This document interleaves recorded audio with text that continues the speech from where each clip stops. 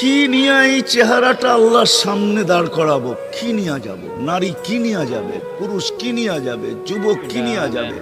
যাইতে তো হবে।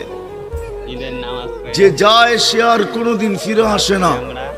আর কসম খোদার সত্য এটাই, ওইখানে যাওয়ার পরে আর কোনোদিন শুধরানো যায় না। শুধরানো বোঝেন? ওইখানে যাওয়ার পরে আর পরিবর্তন হওয়া যায় না। ওইখানে যাওয়ার পরে আর সময়কে কাজে লাগানো যায় না। সময় পাওয়া যায়, কবরে সময় পাবে লম্বা, কিন্তু কাজে লাগানো যাবে না। কিয়ামতের মাঠে সময় পাবে লম্বা, 50,000 বৎসর হতে পারে আল্লাহ দাঁড় করায় দিতে পারে। 50,000 বৎসর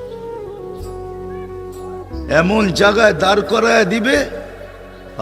আজকে তো আমি বলি ডেলি 550 লিটার অক্সিজেন নেই আমরা। যুবক, তোমাদের বিজ্ঞানকে জিজ্ঞাসা